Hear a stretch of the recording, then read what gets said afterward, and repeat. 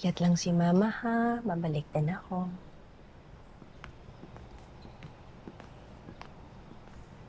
Ma'am, Sige. Christy, Ano, Ate Meldy? Kuha ka na lang ng may inom namin, ha? salamat. Tulog?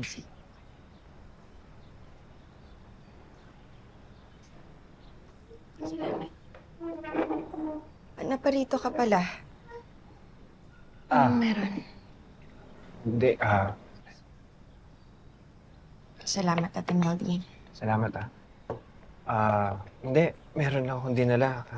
May extra kasi ako sa trabaho. Ayun. Salamat. Hindi mo naman kailangan magpasalamat dahil obligasyon ko yun sa anak natin. Saka, responsibilidad ko din naman ang pagpapalaki sa kanya. Buti na nga lang, maayos yung sa shop.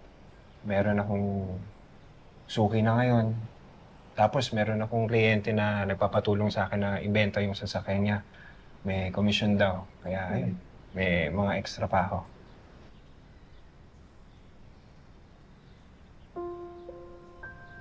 Ayos ka lang? Hindi lang ako sanay pa sa ganitong setup namin ni Jordan, eh.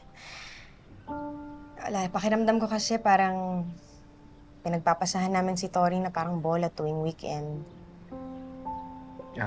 Dahil ba yan dun sa pagka-anal nyo ni Jordan?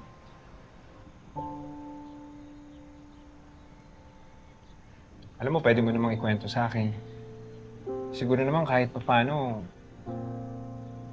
magkaibigan na rin tayo. Ngayon, wag na. Alam ko naman kung anong sasabihin mo, eh.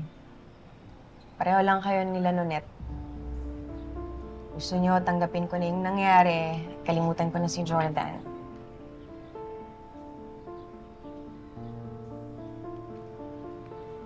Christy, alam mo, kung may nakakaintindi sa pinagdadaanan mo, ako yun. Hindi ko nga mapigilan yung nararamdaman ng puso ko. Kahit naman masakit, kahit naman alam kong walang pag-asa, nagmamahal pa rin naman ako. Na sana, isang araw,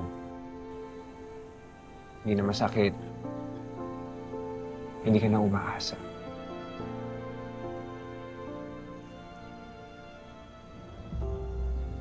Pero hayaan mo. Sasabihin ko naman sa'yo pag hindi ko na kaya.